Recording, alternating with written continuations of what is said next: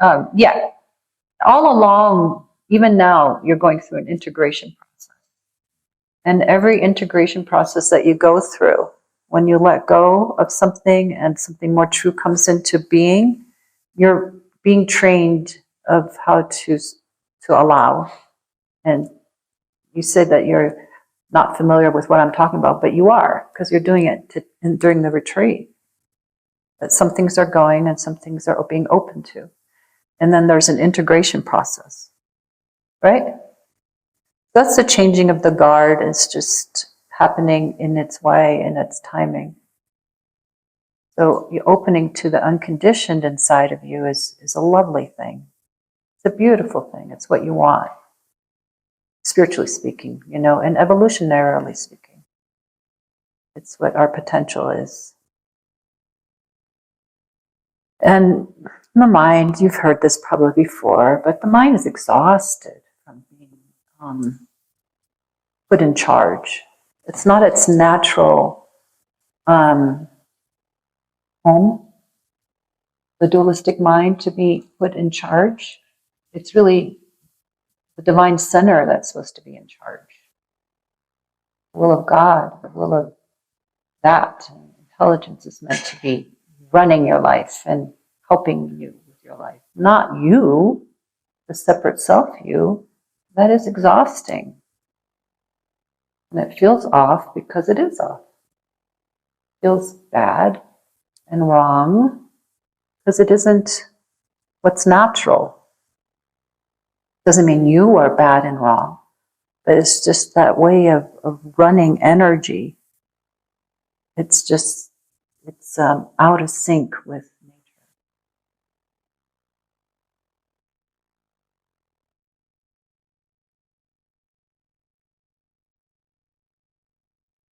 So you open to the unknown more and more.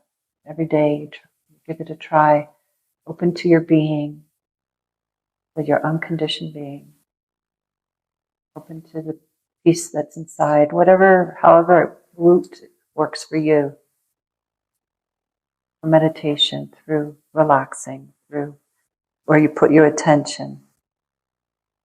And that unconditioned way of being will just become more and more predominant. And then the dualistic mind will relax under something that is greater than it. It's real home. I actually worded it like this long ago, I don't know when. But I realized it called it mind waking up to itself. Meaning that mind, the dualistic mind, woke up to its true nature inside, unconditioned mind. And I was so relieved, finally. It's real home. It's like you're going in circles and you're looking for your home. You're going in circles looking for your home, and finally it presents itself, You're looking here, you're looking there, you're looking under a blanket, under the tree, in other people's eyes. You're looking, looking, looking. And finally, what is reveals itself, and it's been within everything.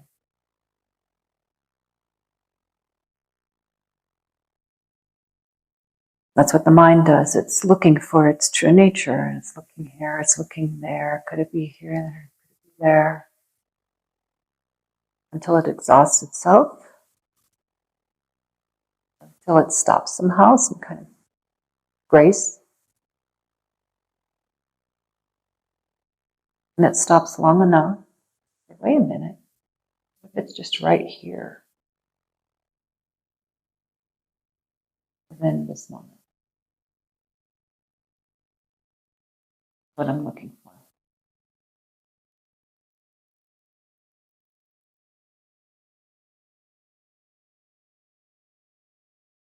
And that what always is, mind, presents. Not be overlooked. That's why when your mind quiets down, it presents itself. That's why meditation done in a way that is effective,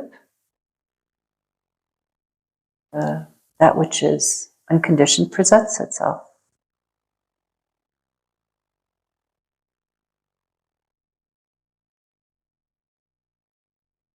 And you want to fall in love with that so it can keep being invited forward. If you prefer it over that which is confused, you will get more of it. Again, the same pointer. Give attention to that which is real and true.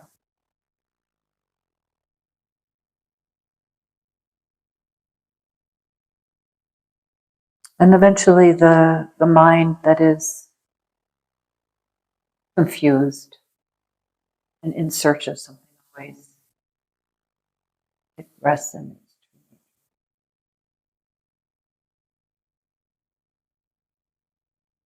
And then functional mind takes place. Nature is what you are, and the conflicted mind is no more. Settles, relaxes.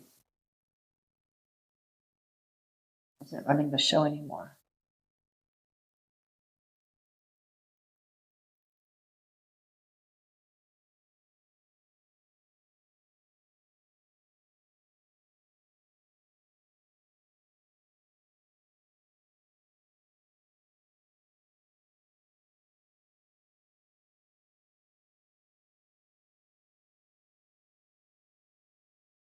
And then it doesn't matter if there are thoughts of this or thoughts of that. It doesn't make an impact. Any little risings or fallings. That's just sometimes the computer program kind of runs in the background. But it doesn't run the show anymore. It's just these little dust trails, little filaments, little dreamscapes, if at all. And they get more and more transparent and wispy. There's no need.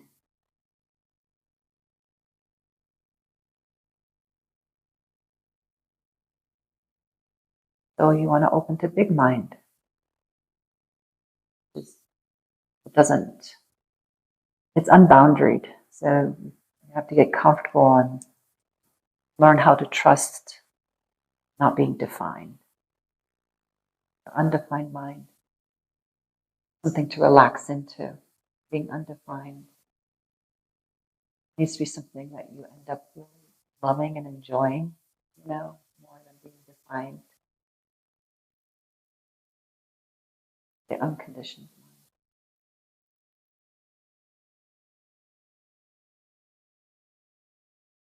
And have that be your home.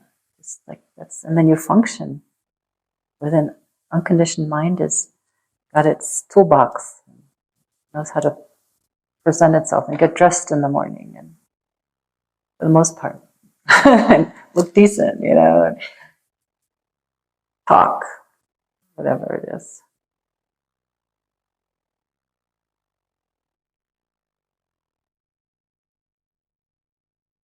And then it's just kind of interesting to see what remains, That what's nice is that the human qualities, a lot of the human qualities remain.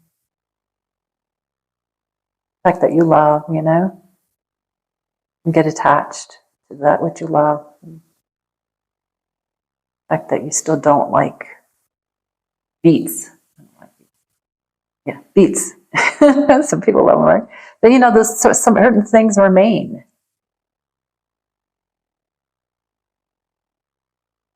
And so when you've made a lot of peace inside with allowance of your all parts, it's like it's comfortable being a human.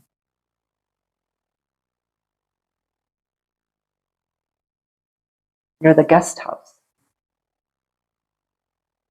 Roomy guest house.